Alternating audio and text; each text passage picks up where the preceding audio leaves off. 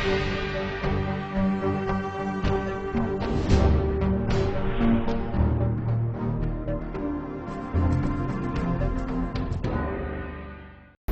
Vindhya times में आपका स्वागत है। हाजिर हैं आज के बुलेटिन की खबरों के साथ।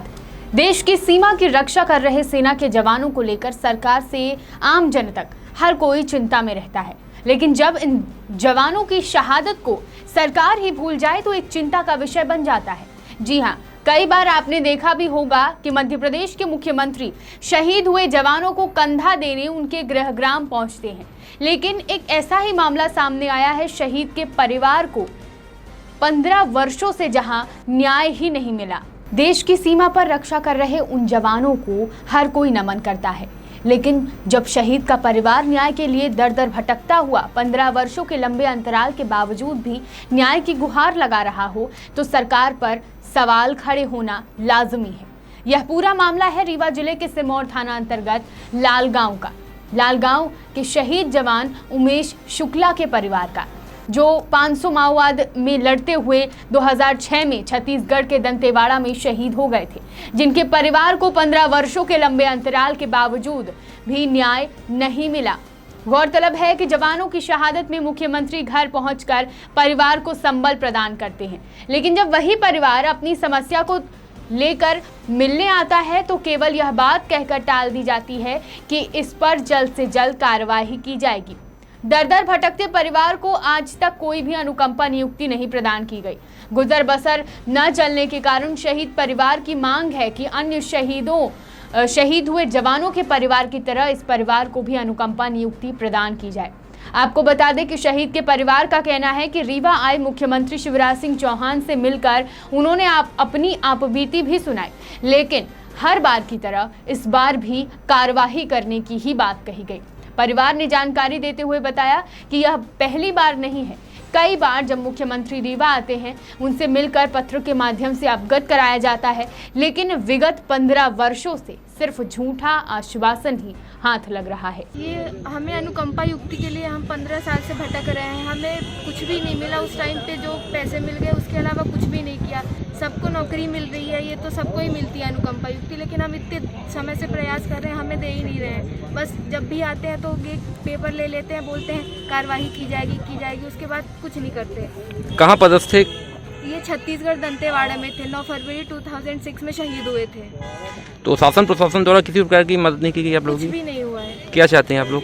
हम अनुकंपा युक्ति के आधार पर नौकरी चाहते हैं। सीएम साहब को आपने ज्ञापन सौंपा, उन्होंने क्या कहा? उन्होंने कहा कार्रवाई की जाएगी, ये पेपर लेके चले गए। वो एक बार नहीं, 4-5 बार। जब भी आते हैं, हम हमेशा आते हैं, उनको हर बार यही पेपर देते हैं। झूठा आश्वासन दिया जा रहा है। हाँ कि किया जाएगा, कार्रवाई की जाएगी, लेकिन ऐसा कुछ भी नहीं हो रहा है। संबंधित विभाग में आपने क्या जानकारी? हर जगह दी, हम भोपाल में भी जाके दिए, छत्तीसगढ़ में भी दिए और दिल्ली में भी जाके हर जगह कागज दिए, लेकिन बोलते हैं कि कार्रवाई की जाएगी। फिर कुछ दिन एक समय बाद बोलते हैं कि अभी वो 5 साल के लिए ही था, उसके अलावा उससे। रीवा में समान थाना क्षेत्र अंतर्गत नया बस स्टैंड के समीप सनसनीखेज मामला प्रकाश में आया, जहां 20 वर्षीय युवक की कमरे में फांसी के फंदे पर लटकती लाश मिलने से परिजनों ने हत्या की आशंका जाहिर की है। यह पूरी घटना है रीवा समान थाना क्षेत्र अंतर्गत नया बस स्टैंड चूना भट्टा मोहल्ले की, जहां युवक की फांसी के फंदे पर लटकता शव देखकर पूरा परिवार गम में डूब गया। जानकारी के अनुसार मृतक 3 सालों से चूना भट्टा में ही किराए के मकान में रह रहा था। जानकारी के अनुसार मृतक युवक विगत दिनों पर उसकी एक लड़की के गुम हो जाने के कारण परिवार के साथ लड़की को ढूंढने उनकी मदद कर रहा था, जो रात में अपने कमरे में आकर सो गया, लेकिन जब सुबह वह सोकर नहीं उठा तो मकान मालिक को शंका होने पर मृतक युवक के कमरे में जाकर देखा तो जो नज़ारा उन्होंने देखा, जो तस्वीरें थी, वो चौंका देने वाली थी। आनन फानन में जब युवक को फांसी के फंदे पर लटका हुआ देखा तो मकान मालिक के द्वारा परिजनों को सूचना दी गई, जो कि अपने गांव में रहते थे। मृतक की मां और बहन के द्वारा बताया गया कि युवक का पूर्व में किसी से कोई विवाद नहीं था, लेकिन जुलाई में उनके गांव में नाली को लेकर कुछ दिन पूर्व विवाद हुआ था, जिसमें उन्होंने सिटी कोतवाली थाने में मामला दर्ज करवाया था और फिर शांत हो गया था मामला। आपको बता दें कि कल सुबह मृतक की बात मां से हुई थी, जिसमें अपनी मां से मृतक ने बताया था कि यहाँ पर कुछ लोग उसे परेशान कर रहे हैं और उसका पीछा करते हैं। इसके बाद कोई बात नहीं हुई। परिजनों को शक है कि जिससे उनका फ़ोन में विवाद हुआ था, उसी के द्वारा युवक की हत्या कर फांसी के फंदे में लटका दिया गया। रोशन साकेत जो जिवला का निवासी है, यहाँ किराए से रहता था, मजदूरी करता था। उसके परिजन पड़ोसी बताए कि फांसी लगा लिया है और अभी जांच चल रही है और जांच पे जो आएगा पीएम रिपोर्ट जो आएगी उसके आधार पर आगे कार्रवाई की जाएगी। इनके परिजनों का कहना है कि पूर्व में इनकी किसी से विवाद चल रहा था वहीं जिवला में, और कोतवाली मामला ही दर्ज है, उनके ऊपर आरोप लगा रहे हैं। तो क्या है इनका कहना? कोई ये अभी जानकारी नहीं आई है, जो भी बिंदु होंगे उनकी जांच की जाएगी। कोई एक लड़के को पकड़ के भी रखे हैं वो? नहीं, जो रात में उनके साथ था, उनके पूछताछ के लिए रात में जो साथ में था। इनकी मांग क्या है? कुछ स्कॉट की मांग कर रहे, डॉग स्कॉट, क्या उपलब्ध कराएगी? ये मांग कर रहे थे कि डॉग यहाँ पे आ जाए और अच्छे से जांच हो, तो उन्हें आश्वासन दिया गया कि जांच पूरी निष्पक्ष सही रूप से होगी और जो सही होगा कार्रवाई होगी। गोवर्धन फाउंडेशन द्वारा दिव्यांगजनों की समस्या को लेकर कलेक्ट्रेट कार्यालय पहुंचकर ज्ञापन सौंपा गया है। ज्ञापन सौंपते हुए लोगों का कहना है कि जिले में जितने भी दिव्यांगजन हैं उन्हें विभिन्न विभागों में रिक्त पड़े दिव्यांगों के खाली पदों पर भर्ती दी जाए। साथ ही दिव्यांगजनों को मिलने वाली प्रतिमाह रुपए 600 पेंशन पर वृद्धि की जाए, जिससे एक दिव्यांग अपना जीवन यापन कर सके। फाउंडेशन की मांग है कि दिव्यांग परिवार को 35 किलोग्राम खाद्यान्न दिया जाए, जिससे उनका एवं उनके परिवार का भरण पोषण हो सके और प्रधानमंत्री आवास योजना के अंतर्गत दिव्यांगजनों को भी प्राथमिकता दी जाए। हिंदू समाज में नवरात्र उत्सव की बड़ी मान्यता है। 17 अक्टूबर से नवरात्र शुरू होने वाला है और कोरोना के चलते सरकार की गाइडलाइन के अनुसार इस बार हम सभी को नवरात्रि मनानी है। इसी क्रम में आज बजरंग दल के कार्यकर्ताओं ने रानी तालाब परिसर की साफ सफाई और तालाब के बीच बने मंदिर के पुनः सौंदर्यीकरण की मांग उठाई और इससे संबंधित नगर निगम आयुक्त को ज्ञापन सौंपा। शहर के रानी तालाब के बीच बने शिव मंदिर का सौंदर्यीकरण नगर निगम द्वारा कराया गया था और एक बार फिर से नगर निगम से मंदिर के सौंदर्यीकरण करने की मांग उठी है। 17 अक्टूबर से नवरात्रि का त्योहार शुरू होने वाला है, जो 9 दिन तक लगातार चलेगा, जहां दूर दराज से श्रद्धालु माता के दर्शन के लिए आएंगे। लेकिन वर्तमान समय में तालाब के बीच जल में मौजूद भगवान भोलेनाथ के मंदिर की हालत जर्जर हो चुकी है, जिसको लेकर आज बजरंग दल द्वारा नगर निगम आयुक्त को ज्ञापन सौंपा गया, जिसमें उनकी मांग है कि रानी तालाब के बीच में बने मंदिर के चारों तरफ सफाई करवाई जाए। मंदिर के चारों तरफ टूटी फूटी दरारों और सीढ़ियों का मेंटेनेंस करवाया जाए, मंदिर की पुताई कराई जाए। तालाब के बीच बने मंदिर की सालों से बंद पड़ी सोलर लाइट को दोबारा चालू करवाया जाए। पार्क में लगी घास और पेड़ पौधों की कटाई छटाई, साथ ही तालाब के बीच बनी शिव मंदिर में पहुंचने के लिए श्रद्धालुओं को नाव की व्यवस्था उपलब्ध कराई जाए, वो भी पूर्णतः निःशुल्क। ऐसी तमाम मांगों के साथ बजरंग दल द्वारा आज नगर निगम आयुक्त को ज्ञापन सौंपा गया। 17 सितंबर को शारदीय नवरात्रि प्रारंभ होने वाली है, जो कि 9 दिवसीय पावन कार्यक्रम है और इस पावन उत्सव को लेकर के हिंदुओं में बड़ा उत्साह होता है। इस उत्साह को जारी रखने के लिए हम लोगों ने आज 4 सूत्री मांग रखी है, जिसमें तालाब के मध्य भगवान शंकर का जो बहुत ही प्राचीन मंदिर है, उसके चारों तरफ कटीली झाड़ियाँ, पेड़ पौधे, जो कि देखने में बड़ा ही अशोभनीय लगता है। इसको साफ सफाई के लिए वहाँ पे सोलर लाइट की व्यवस्था की गई थी, जो कि वर्षों से बिगड़ी पड़ी हुई है, उसको बनवाने की व्यवस्था के लिए। तथा 9 दिन जो श्रद्धालु वहाँ पे जाते हैं, तो चूँकि पानी का रास्ता है वो हर व्यक्ति जा नहीं सकता, सुरक्षा का अभाव है वहाँ पर, तो नगर निगम से ये हम लोगों ने उनसे विनय किया है कि 9 दिन के लिए निःशुल्क नाव की व्यवस्था की जाए, ताकि श्रद्धालु वहाँ पर जा सकें। और इन्हीं 4 सूत्री मांगों को लेकर के हमने बजरंग दल नगर इकाई की तरफ से ज्ञापन सौंपा है। देश में महिलाओं के साथ बढ़ते अपराध, किसानों की समस्या और रीढ़ की हड्डी कहे जाने वाले युवाओं में बढ़ती बेरोजगारी की समस्या को लेकर आज ओबीसी महासभा ने अपनी 18 बिंदुओं को लेकर प्रेस कॉन्फ्रेंस आयोजित की और पत्रकारों से चर्चा की। देश में बढ़ रहे महिलाओं से दुष्कर्म के मामले हर किसी में आक्रोश पैदा कर रहे हैं। ओबीसी महासभा ने महिलाओं की समस्याओं को उजागर करते हुए आरोपियों के खिलाफ कठोर से कठोर कानून बनाए जाने की मांग की। इसके साथ ही ओबीसी महासभा का कहना है कि पीड़िता या पीड़िता के परिवार को 50 करोड़ की आर्थिक सहायता दी जाए, जिसमें से आधी राशि सरकार और आधी राशि दुष्कर्मी के द्वारा दी जाए। इसके अलावा पीड़ित परिवार को नौकरी और अपनी रक्षा के लिए शस्त्र लाइसेंस प्रदान किया जाए। ओबीसी महासभा ने किसानों का भी मुद्दा उठाया। महासभा का कहना है कि किसानों को कृषि कार्य में उपयोग होने वाले समस्त उपकरणों पर किसी प्रकार का कोई कर न लगाया जाए। साथ ही मंडियों के निजीकरण की प्रक्रिया को तुरंत बंद किया जाए। युवाओं के रोजगार के मुद्दे को उठाते हुए महासभा का कहना है कि युवाओं को रोजगार की पर्याप्त व्यवस्था सरकार द्वारा की जाए। नौकरियां जो भी हैं वह स्थायी नौकरियां होनी चाहिए। सरकारी पदों पर किसी प्रकार की कोई संविदा न हो और युवाओं को 10 लाख तक का लोन बिना ब्याज के रोजगार के लिए उपलब्ध कराया जाए। ऐसी तमाम 18 बिंदुओं के साथ ओबीसी महासभा ने पत्रकार वार्ता आयोजित की थी। भारत जैसे लोकतांत्रिक देश में भारत की जनता को अभिव्यक्ति की आजादी का अधिकार है। जनता के द्वारा अपने हितों की रक्षा के लिए अधिकारियों के समक्ष कई बार न्याय की गुहार लगाई जाती है। आज रीवा शहर स्थित एसपी कार्यालय में एक फरियादी ने कार्यालय में धरना देते हुए बताया कि जब तक फरियाद नहीं सुनी जाएगी और कार्यवाही नहीं की जाएगी तब तक वो एसपी ऑफिस कार्यालय में बैठे रहेंगे और अनशन कर यहीं अपना दम तोड़ देंगे। व्यक्ति का नाम है उमाशंकर तिवारी, जो चुराटा थाना अंतर्गत ग्राम सोनौरी के रहने वाले हैं। फरियादी ने आरोप लगाया कि बीते दिनों फरियादी के घर में रात 2 बजे मेरे छोटे भाई गौरीशंकर तिवारी, कन्हैया लाल तिवारी एवं अन्य 10 लोग उनके घर में घुसे और शौचालय को गाली गलौज करते हुए गिरा दिया। घर के दस्तावेज में पक्के ईंटे से जुड़े कोरोना काल में दरवाजा बंद करवा दिया और घर में घुस कर 10 बोरी गेहूं, 4 बोरी चावल, पेंशन सहित सोने चांदी के जेवरात निकाल लिए गए और घर का पूरा सामान अस्त व्यस्त कर दिया गया। फरियादी ने प्रशासन को चेतावनी देते हुए बताया कि थाना प्रभारी चौराटा एवं अपराधियों के विरुद्ध कार्यवाही नहीं कर रहा है। पति पत्नी पुलिस अधीक्षक कार्यालय के सामने आत्मदाह कर लेंगे, ऐसी चेतावनी फरियादियों द्वारा की गई है।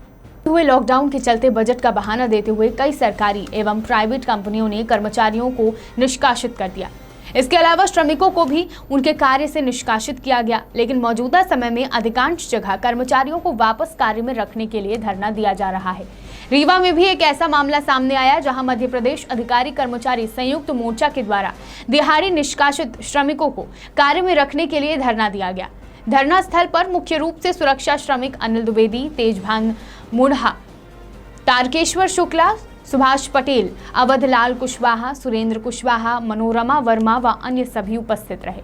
प्रदर्शनकारियों ने धरना के माध्यम से चेतावनी भी दी है कि अगर 1 सप्ताह के अंदर सभी को कार्य पर नहीं रखा गया और उनका पिछला वेतन भुगतान नहीं किया गया तो सभी श्रमिक विंध्य क्षेत्र में हो रहे उपचुनाव में सरकार के विरुद्ध कार्य करेंगे।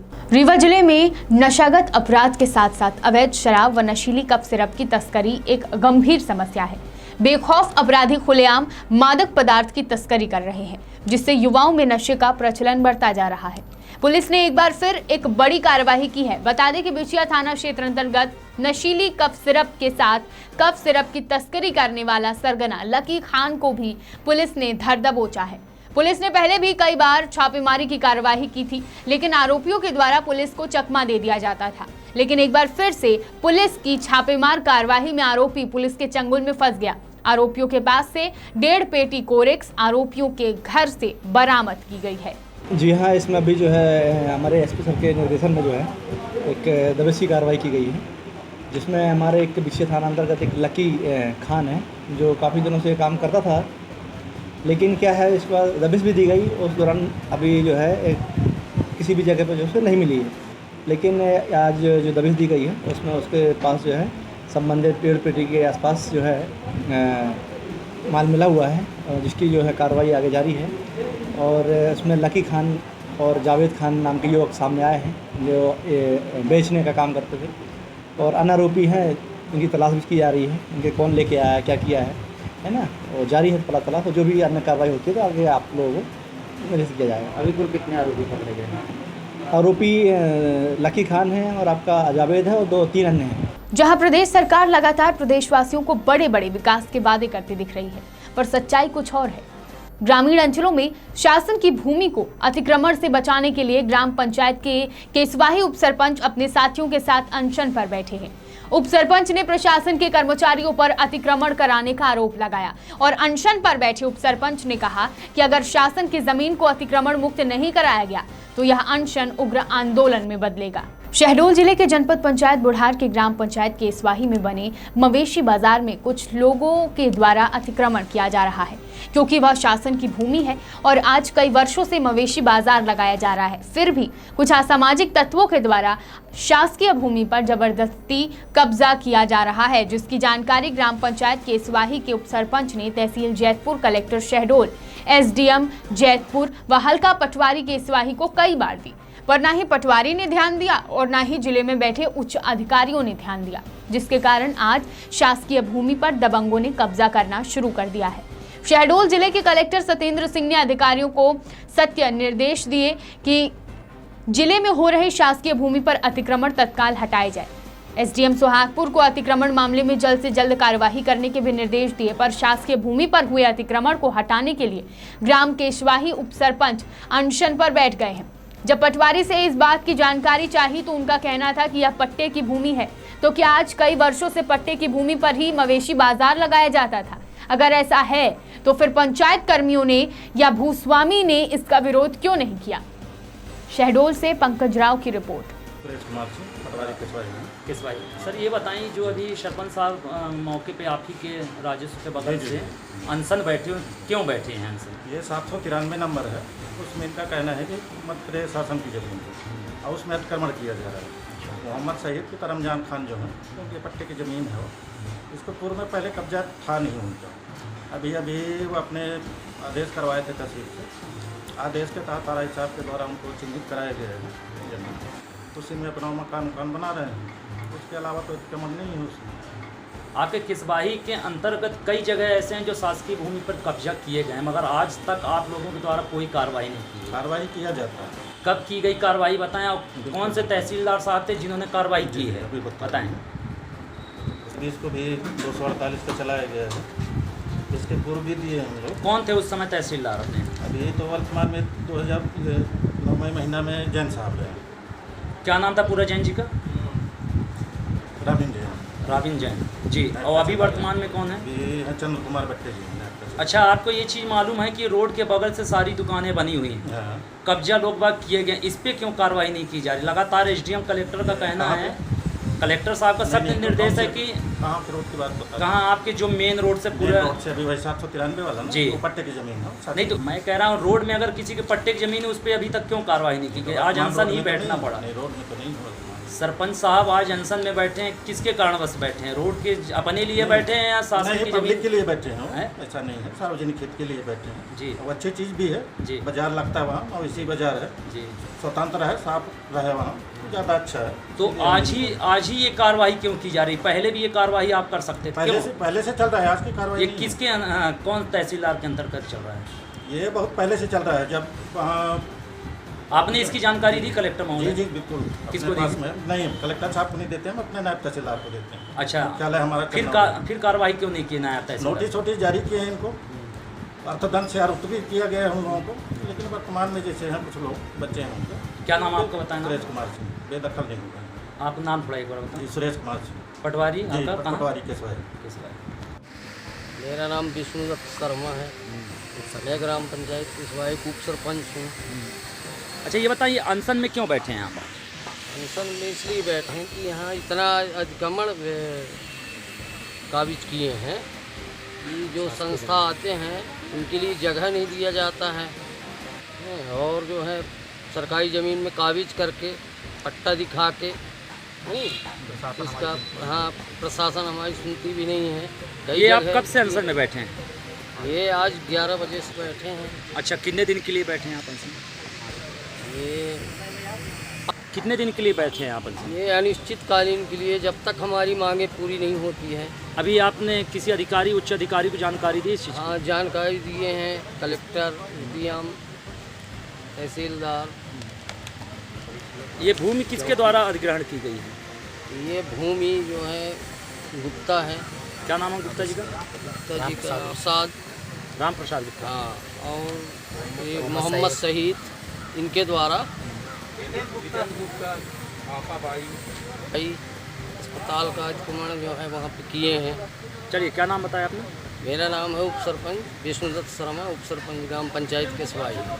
शेष नारायण सिंह, ग्राम पंचायत ग्राम पंचायत कुम्हारी और बुढ़ार जनपद का सरपंच संघ का अध्यक्ष शेषनाथ जी। आज ये दिनांक 8/10/2020 को ग्राम पंचायत के स्वाही के सरपंच द्वारा जो अवसर रखा गया है, शासन के नियम और शासकीय भूमि और जो भी शासन के नियम है और उसमें जो विकास होते हैं पंचायत का, उस सारे समस्याओं को लेकर जो ये लोग धरना प्रदर्शन अनशन में बैठे हैं, इसे मैं बुढ़ार जनपद की तरफ से सभी सरपंचों की तरफ से मैं इनके सहयोग में हूँ और जब तक इनका मांग पूरा नहीं होगा तब तक पूरे जनपद पंचायत के सरपंच, पंच, उप सरपंच इनका साथ देंगे और शासन से लड़ाई भरपूर किया जाएगा।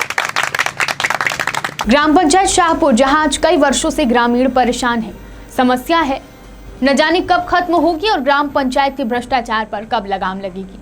ग्राम पंचायत शाहपुर में ग्रामीण रोड के लिए परेशान है। बस्ती के अंदर रोड तो बनी हुई है लेकिन उस रोड में चलना मुश्किल है।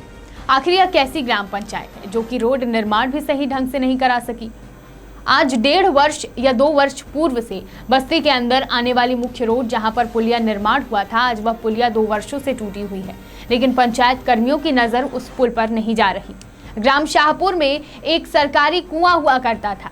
उस कुएं से पूरे शाहपुर के ग्रामीण पीने का पानी उपयोग करते थे, लेकिन आज उस कुएं की हालत ऐसी बन चुकी है कि उस कुएं का पानी जानवर भी ना पिए। वह कुआं पूरी तरह से टूट चुका है। वहीं एक बगल में हैंडपंप भी बना हुआ है, लेकिन उस हैंडपंप में पानी कभी आता है और कभी नहीं। लेकिन पंचायत कर्मियों का ध्यान जरा भी नहीं पड़ा, न ही किसी अधिकारी की ग्रामीणों की समस्या पर। वहीं के एक व्यक्ति ने यह भी बताया कि उस व्यक्ति का आवास योजना के नाम से काट दिया गया है, जबकि उसने यह भी कहा कि जिसके पास नई बाइक है उन्हें तक आवास योजना का लाभ दिया गया। ऐसे ही न जाने कितने मामले होंगे जिस पर भ्रष्टाचार किए गए, लेकिन जनपद में बैठे अधिकारियों की नजर कभी नहीं पड़ी और न ही कोई जांच बैठती है। शहडोल से पंकज राव की रिपोर्ट। बताएं आप लोग को क्या समस्या हो रही है अभी? सर मेरे जो है तो नाम से मेरा घर आया था, अच्छा, उसमें से काट दिया गया है। बोल रहे हैं आपके पास बाइक है, और यहाँ पे जो कम से कम 10 बाइक हैं जो अभी आया है, उनको आवास मिला है। मतलब ऐसे लोगों को दिया गया जिनकी बाइक अभी आई जी हुई जी जी है ना जी। आवास से आपका नाम कब काटा गया है? पिछले साल। पिछले साल जी। आपको आवास नहीं दिया गया? नहीं दिया गया। और जिनका आप बता रहे हैं कि उनको ये जिनके नाम से बाइक है उनको दिया गया, उनका आवास बन गया? हाँ बन गया। अच्छा, वो लगभग कौन से सन में बाइक लाए हैं जिनका आवास दिया? 17-18 17-18 19-20 अभी तक आया है। जी जी। क्या नाम बताया अपना? सोमल साहू। कौन से ग्राम पंचायत? शाहपुर।